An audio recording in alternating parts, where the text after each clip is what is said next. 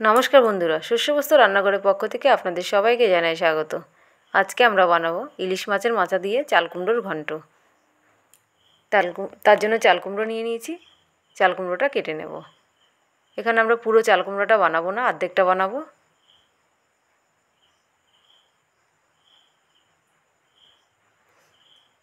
চাল কুমড়োর ছিলকাটাকে ছাড়িয়ে নিচ্ছি। এবার এটাকে খুব ভালোভাবে কুচিয়ে নেব। খুব সরু করে কুচাতে হবে।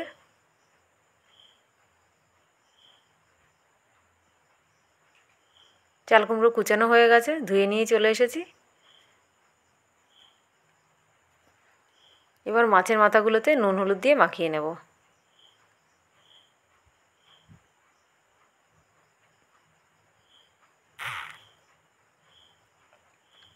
নুন হলুদ দিয়ে মাখিয়ে নিয়েছি। কড়াইতে সর্ষের তেল গরম করে মাছের মাথাগুলো ভালোভাবে ভেজে নেব।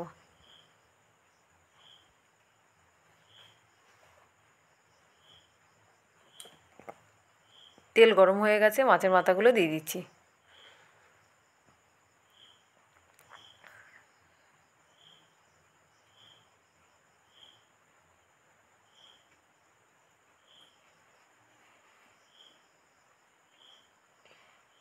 মাছের মাথাগুলোকে একটু লাল লাল করে ভাজবো।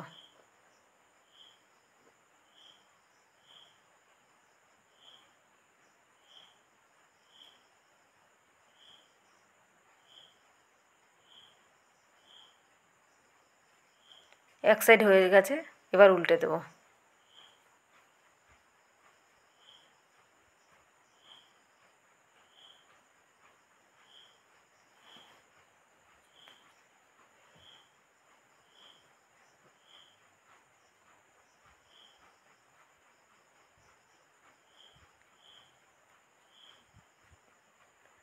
মাছের মাথাগুলো ভেজে নিয়েছি, এবার তুলে নিচ্ছি। ওই মাথা ভাজা তেলের মধ্যে ফোড়ন দিয়ে দেবো সর্ষে, চেরা কাঁচা লঙ্কা। এবার কেটে ধুয়ে রাখা চাল কুমড়োগুলো দিয়ে দেবো।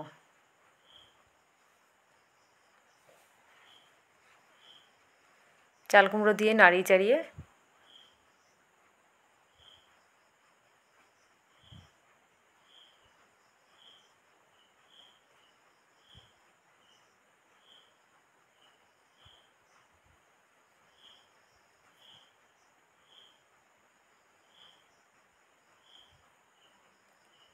এবার স্বাদ মতো নুন দিয়ে দেবো।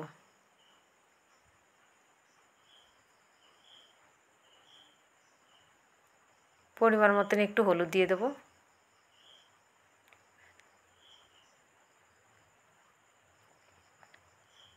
এবার নুন হলুদ দিয়ে ভালো করে নাড়িয়ে চাড়িয়ে নেব।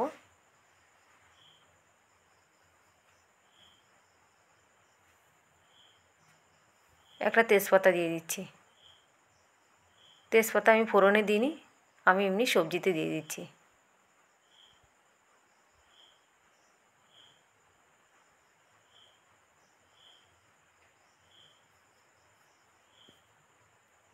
সব কিছু দিয়ে মিলিয়ে নিয়েছি।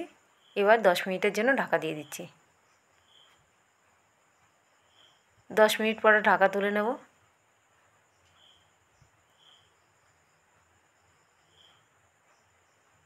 ঢাকা তুলে একটু নাড়িয়ে নেব।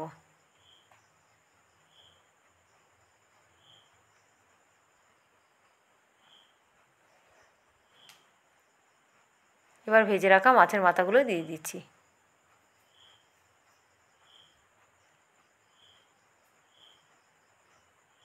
এই রান্নাটায় কোনো রকম আদা জিরা পেঁয়াজ রসুন ব্যবহার করব না।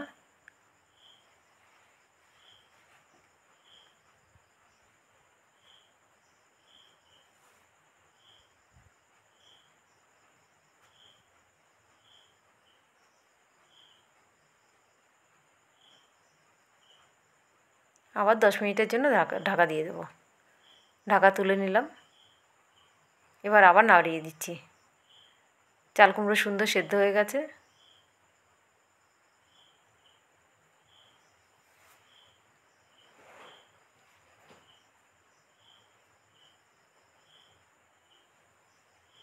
এই রেসিপিটা আপনাদের কেমন লাগলো অবশ্যই জানাবেন।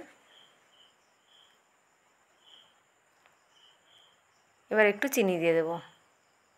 আর পরের ভিডিওগুলো দেখার জন্য চ্যানেলটাকে সাবস্ক্রাইব করে রাখবেন। প্রথম থেকে শেষ পর্যন্ত আমাদের সঙ্গে থাকার জন্য আপনাদেরকে অনেক ধন্যবাদ।